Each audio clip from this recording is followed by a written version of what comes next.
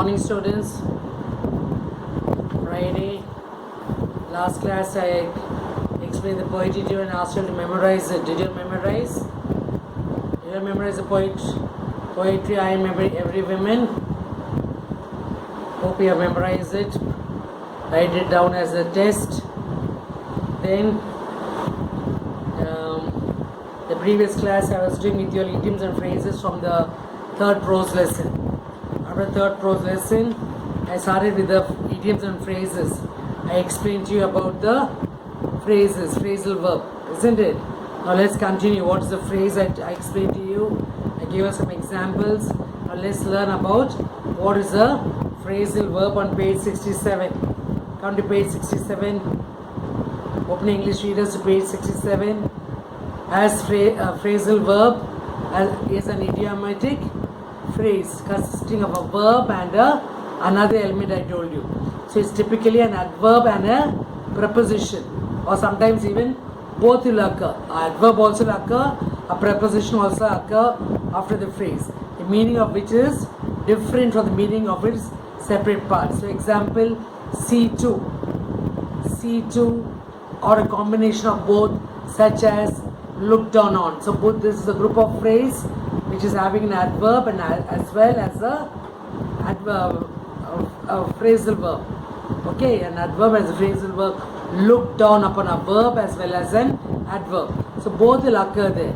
It will have an idiomatic phrase as well as which is consisting of a verb and another element. For example, you can say a sentence: the crew ran out of water.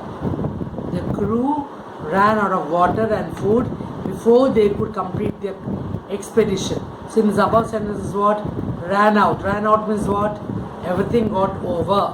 The stock got over. There's no rice, no food, no water.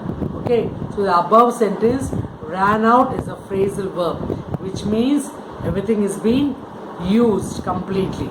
So second example, you can say the police personnel instructed the mob to go away from the place during the strike. So in this above sentence, go away. Go is a verb. Away is an adverb. Okay, in the above sentence, go away is a phrasal verb, which means to leave from that place. From that place you have to leave. So here we are having an exercise. Pick out the idioms and phrases from the box and write them in the blank equivalent to the meanings. One is done to you. So the words are given, the phrases are given there. Find one's voice, lend an ear, sharp as a tack, over the moon, on the ball, bring it on, come across, get along, hang on, work out. So here you are having idioms as well as phrases. You should identify and fill in the blanks here. So here idioms. First box is idioms. The first one is done to you. Competent means what? Competent means on the ball. Idiom on the ball. Second one. The meaning is given to you. You have to fill in the phrase.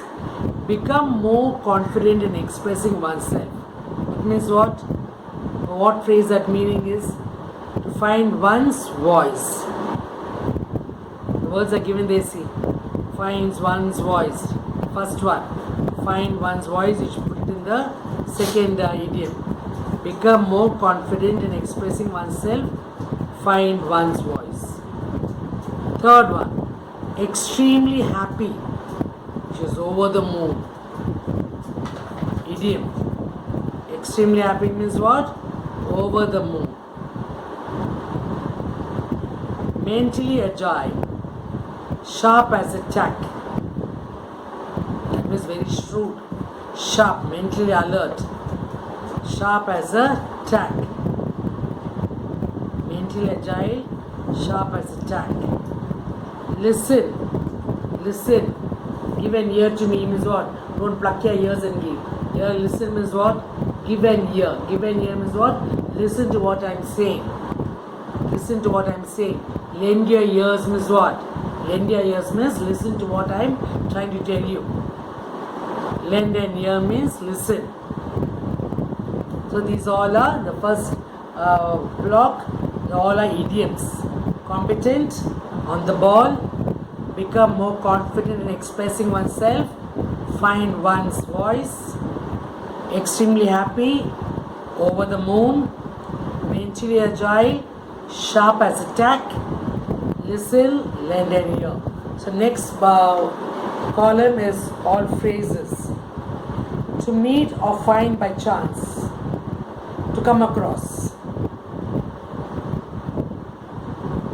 When I went to the market, I come across many friends. That means you meet them. By chance you met them.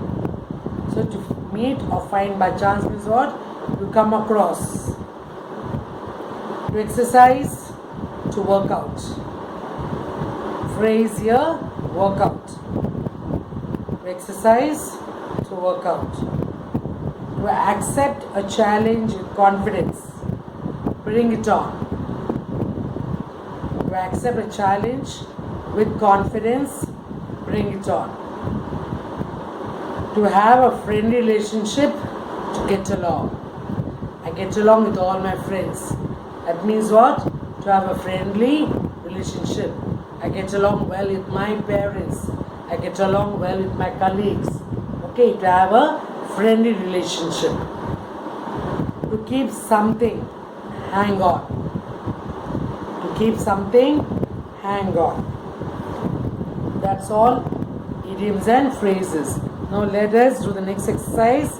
Read the given sentences carefully and fill it with appropriate phrasal verbs. Choose them from the box given. So in the box the words are given. Choose the right word and fill in the blanks. The air hostess instructed the passengers to wear the seat belts during the takeoff. Phrasal verb, take off. The air hostess instructed the passengers to wear the seat belt during the takeoff. Venkat felt happy to get along. Venkat felt happy to get along with the neighbors in the new locality. Venkat felt happy to get along with the neighbors in the new locality. There will be a dash next week in the office. What is that? The present situation, what is there? How is the present situation? Complete lockdown. Complete shutdown. Okay, that's the today's situation. There will be a shutdown next week in the office. Now we are all in a shutdown period, lockdown period. Everything will be closed. Schools are closed, offices are closed, everything is closed.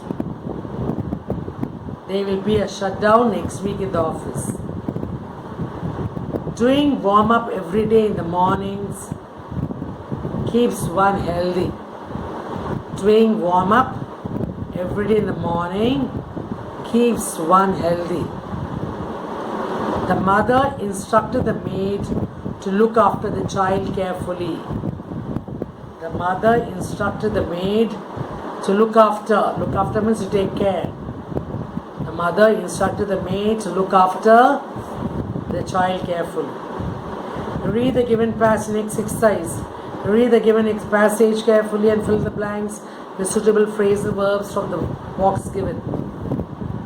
The words are given there. Burn off, keep up, build up, tire out, warms up, put on, work out, stretch out. So read out the passage and put the correct phrasal verbs in the blanks. Listen to the passage carefully. Ria is a young dancer who feels contented and satisfied with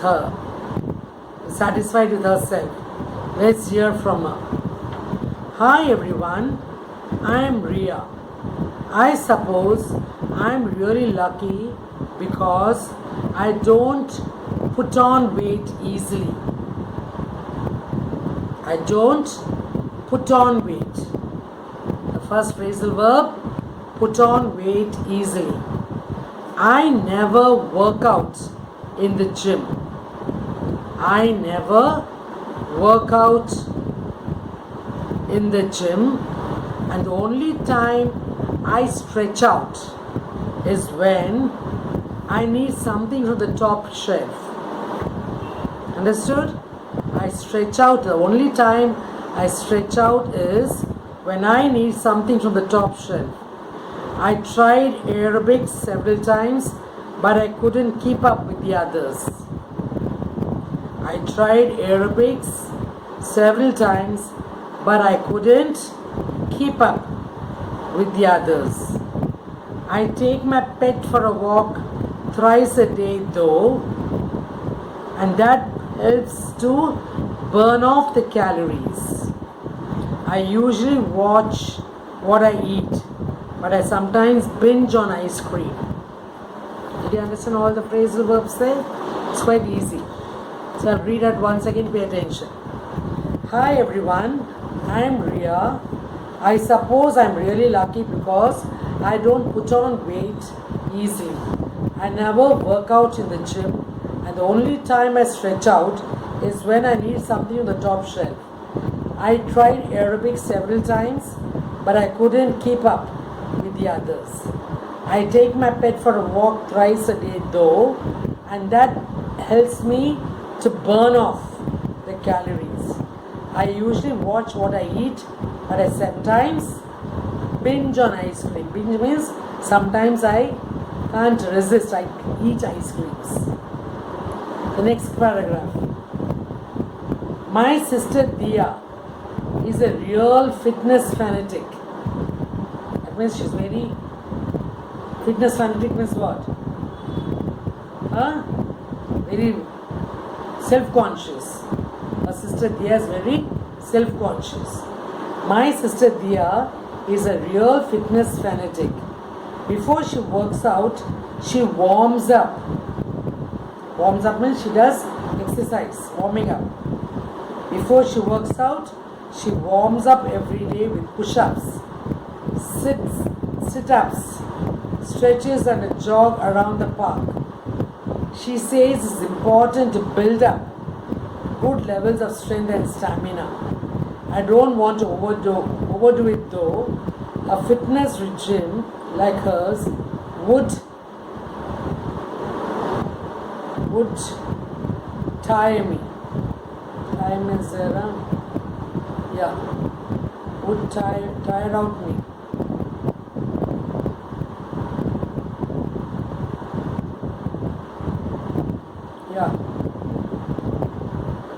Warms up, builds up, and tire out.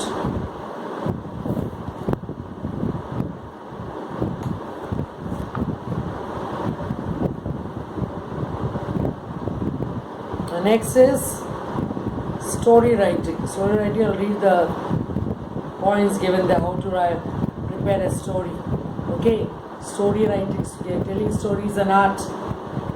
It should not be read out and all. Story should come out spontaneously. So how should you write a story?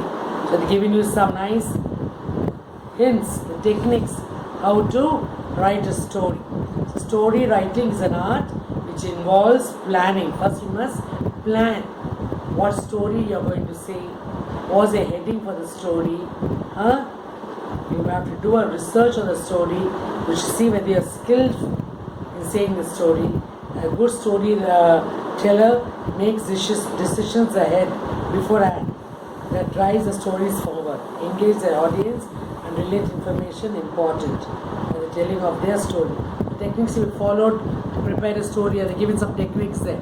There are certain techniques that help narrate a story perfectly. First, remember and recall the plot. Whatever story you are going to say, remember and recall. Try to recollect whatever points you are going to put forward in the story. Create the story frame. First, you create the frame of the story. Here the first headings of the story, the main points of the story. Create story frame to remember the key events. Then self-narrate. You try to tell the story on your own. Practice like a rehearsal. Then change the volume, pitch and tempo of your voice to make the narration effective. So don't if you are telling a story, don't go in the same flow. According to the mode of the story, according to the narration of the story, try to change the pitch of your voice, try to change the volume of your voice, and try to change the tempo of your voice of the storytelling to narrate the story. Use appropriate facial expressions and gestures. I will see a person telling a story, especially the grandmothers, the grandparents, and tell the story how the expressions changes on their face. Okay, so according to the flow of the story, try to change the facial expressions and gestures. And as I was saying, includes questions like what did you understand, what did he do, how did he come. As you tell the story, try to questions the audience who is listening to the story. Okay, so include question answers. As you tell the story, you yourself question and you yourself answer. Retain focus and maintain concentration on whatever you have to say. Don't try to forget what you're trying to say. Completely concentrate on the concept, what story you're saying. Sustain eye contact and grab attention of the audience. Don't make your audience get bored. And when you're listening to a story, you listen with full interest, isn't it? The same way, when you're saying the story, see that all the audience are looking at you to make it so interesting. So try to maintain eye contact and try to grab the attention of the audience. So story writing or storytelling. Storytelling is a good exercise to practice. Whenever you feel like telling a story, you first prepare the story and try to tell the story. So you should know the main points how you have to tell a story. So that's all about storytelling. Next page, we have the slogan writing. So slogan writing is very important. Today you find in every advertisement, the advertisement doesn't come empty. Above the advertisement there is a group of words like a phrase which attracts the attention of the customers. That slogan makes the customers to go towards the shop to buy something. For example, you can say slogans. Above all the advertisement you have a slogan. For example, you're going to buy a pen. The pen is just not plainly sold in the market.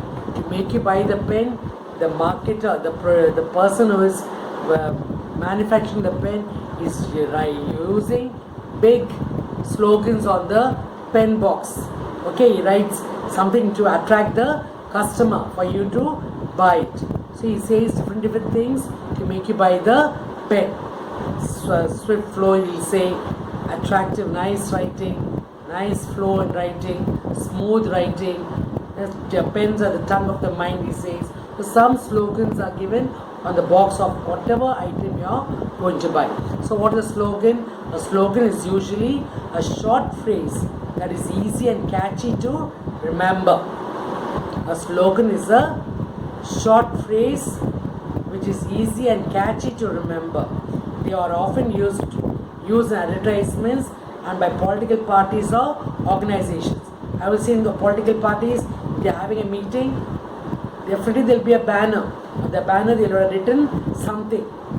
They would have written the party's name, the symbol of the party, what is the meeting meant for. So a slogan will be written on the banner. The same way for any organization, they are having some meeting, they are having a get together, they are having some, a party, everything there's a slogan written on the like a notice, and by political parties or organization who expect people to remember what they are selling. So the words used in a slogan are simple, relevant, attractive and brief. So it should be very brief. You should not write a big paragraph on it. It should be very catchy. It should look attractive. Advertisement will make a person get attracted towards a product. Seeing the written slogan, a person gets attracted towards the product. So it should be very simple, it should be very relevant, it should be attractive, and it should be very brief. Example, given there, two examples are given. Incredible tour to India. tourist people, on the vehicles or in the travel agencies, they write, isn't it? A simple way. Incredible tour to India. Other thing, next one was given, save girl child. A simple thing, see how a girl child is being saved. Okay, the hands are used there. How to save a girl child. So these are the slogans used to make. You have to make it very simple, very relevant, very brief and very attractive. So read the given slogans and match them approximately with their theme. Okay? The first one, page number 71. One for all and all for one. Try to match it. Read the given slogans and match them appropriately with their theme. What should come there? One for all and all for one. Which should come there? Unity. Isn't it? One for all and all for one is what? Unity. Limit your fast food, otherwise it would be a last food. What is that? Junk food. Limit your fast food, otherwise it would be a last food. That means it's very harmful. What is that? Junk food. Restricting a woman restricts the growth of the family. Restricting a woman restricts the growth of the family. What is that? Women empowerment. Women empowerment. Clean and green makes perfect scene. Cleanliness. Clean and green makes perfect scene. Cleanliness. It takes a lot of blue to stay green. Save water. Isn't it? It takes a lot of blue to stay nice water. The whole place will be greeny. Okay, it takes a lot of blue to stay green. So these are the slogans which are matched with their theme. Now with the pictures we have to match. Look at the images of familiar advertisements given below. Identify the products and try to frame your own slogans for each one of them. You can use your own slogans. Okay, what's the first picture? Ice cream. For ice cream, what slogan you can use? A taste of heaven and earth. Ice cream, everybody enjoys eating ice cream, isn't it? A place of heaven and earth. Second one, what? Pens. A pens, what slogan you can write? A tongue of the mind. Slogan for pens, a tongue, T-O-N-G-U-E, a tongue of the mind. Third, cell phone. Cell phone, what slogan you can use? Communicate with tomorrow. Use a cell phone to communicate with tomorrow. Communicate with tomorrow. Fourth one, brushes. Brushes. The power behind a beautiful smile. The power behind a beautiful smile. Some more pictures are there. You can write some slogans there. What is the first picture? Save water. First picture, a child is trying to close the tap. What does it mean? Conserve water, conserve life. Save water, save life. First picture, save water, save life. Second picture, what is there? All hand in hand. That shows unity. Live together in unity. Holding hands together. Live together in unity. Now, third picture, what is that? Globe. Save the earth. Protect the earth. Save the earth. Next one is what? Victory. Shows the signs of victory, isn't it? I'm born to win. So I'll repeat that slogans once again for the four pictures. Save water, save life, live together in unity. Third one, save the earth. Fourth one, born to win. Okay, now for this unit, letter writing. Okay, you you should always know how to write a letter. So beautiful techniques are given there for you all to follow, what steps you all should take to write a perfect letter. So letter writing, what is letter writing? You have done right from smaller classes. Smaller classes you have been writing letter. So you should know the techniques to write a perfect and proper letter. So letter is an important means of communication, which could be personal and it can be an official letter. So in the previous classes, you have written personal letters, you have written official letters. So letters are broadly classified into two types. One is formal and other one is informal letters. Personal and official, that is formal and informal letters. In class 9, you have studied both the types, that is formal and informal. We have done that. Formal letters and informal letters we have written. Very personal letters, formal letters, and informal letters you have done in your previous classes. Now let us learn to write a letter ordering goods and how to write a complaint for any damage or any other problem notice after receiving the goods. So certain times you receive goods from the parcel or from the courier centers. On receiving, you find something damaged, so you have to send it back. Well, you send it back, you just can't send it back empty. To write a letter to them saying that I received such a letter, such a parcel, the parcel was damaged, I'm returning it back. So you write, attached to that returning parcel, you have to write a letter attached to it. So how should you, the format of the letter? So how you should start the letter? First of all, what should come there? The sender's address. The person who is sending back that product, you are writing a letter attached to it. So how you start the letter? First you must write your address, that is sender's address. So that may include your email ID, your phone number if required.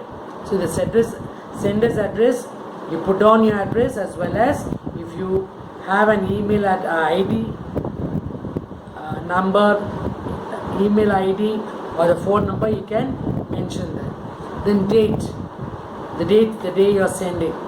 Leave one space line and write the date. Okay, after writing the sender's address, leave one line and mention the date. Then to whom are you going to send? Okay, receiver's address, write the correct address. Then subject to the letter, the main, what purpose of writing this letter. Okay, subject of the letter you have to write saying that damage in the product, whatever product you are sending back, write the subject matter, subject of the letter. Then salutation, how you address the person. How do you address? By saying sir, respected sir, madam, to whoever you are addressing to. You just write, you don't say dear and all. In this kind of letter you must write sir or respected sir or respected madam according to the gender. Then comes the body of the letter. First you say introduce yourself, who you are. Introduce yourself and write the purpose of the letter. For what purpose you are writing this letter? Okay, introduce yourself, I am so and so. Then you write the purpose of the letter. Mention the details of the inquiry. Then come conclusion. How you conclude? By saying that the sending back to the concerned person, please rectify the product and send me back another one. Okay, so you conclude the letter and by saying yours. Sender signature and designation, if any. Designation is what? What is a designation?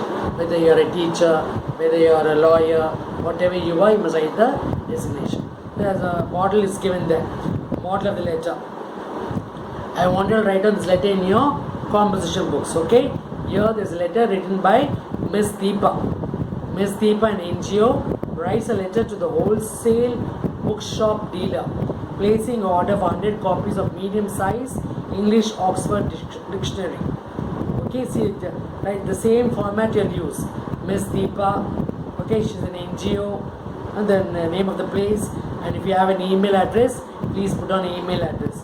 Then the date, which whichever date you are writing, mention the date and to address to the proprietor, Nilal Bookshop, Chennai, whatever person to whoever address you're writing, mention that. Then salutation, sir, respected sir or madam. Okay, subject.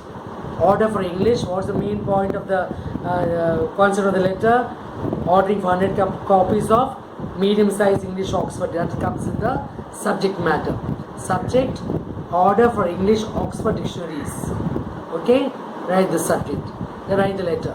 On reading the discount provided by your shop in the advertisement of yesterday's newspaper, I would like to place an order for 100 copies of medium-sized English Oxford dictionary in your shop. I need the copies within a week. So let me know the estimation. Estimation means the cost.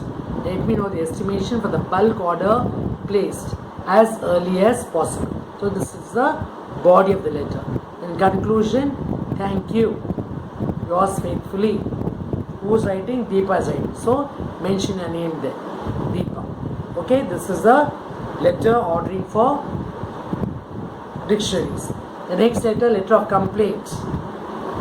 After receiving the order, Deepa finds that some of the dictionaries are damaged. So she writes the following letter of complaint. Next letter is letter of, after she receives the parcel, she finds some dictionaries are damaged. So she's sending it back. So when she's sending it back, she's sending also a complaint letter. So again, name of the writer, the sender. Okay, then date, to whom are you writing, to address, then salutation, sir or madam, subject, complaint about damaged dictionaries. Okay, so how do you write the body?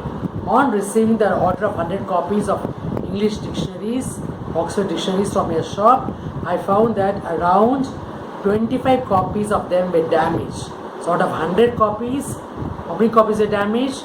25 copies of them were damaged. In some copies, the pages are missing, and some copies, the pages are not in order. So, duly accept my complaint and replace the damaged copies. Replace means send better ones, good ones. Kindly check the return copies and replace them accordingly. So this is a complaint letter written by Deepa on returning back the damaged copies. Thank you, yours faithfully, Deepa. So both these letters, one is ordering for books, one is complaint letter. So both these letters I want you all to write for this July month. Okay, for June I already finished. May and June I gave you 3 work. What 3? One is advertisement on page 10, report making on page 11, prepare a speech from page 40. 3 I gave you for May and June. For July's work, please write down this, both is letter writing. That is, one is ordering for books and next one is complaint letter. Is that clear, children? Both the letters, well, please write. Please make use of your notebook wherever you're writing. Then you can enter that in your classworks once you receive your books. They have also given another complaint letter on the next page. So any one you can write. Either take this complaint letter of this or the other one. This is just an example. You can just read it and follow it. Okay? So we shall stop here with the composition work. The next English class, that is next Wednesday, I will start with the supplementary lesson. The third supplementary lesson, the story of Mulan. I shall tell you the summary first. I'll give you the introduction first, and then I'll tell you the story for that lesson. Then after the supplementary is over, we'll come back to the third prose grammar work. The third prose grammar work is all about tenses. Even tenses that are done in the previous classes. Tenses, they are known, isn't it? The present tense, past tense, future tense. That we shall learn in detail the next week, that is next Wednesday. Next week we shall do all about tenses. They're giving you lots of exercises. Let's try to complete it in the next class. That is finishing the supplementary. After supplementary we come to the grammar, that is tenses. Maybe in next Friday's class we'll try to finish the grammar. Okay children, we'll wind up now. Please do all the work what I given to you. Finish all the work. Composition work, memorizing the poetry, finish everything. Write down all the exercises. Please take down the answers, whatever I am sending in through the WhatsApp. Okay children, see you all again in the Zoom in the next 5 or 10 minutes. See you. Bye.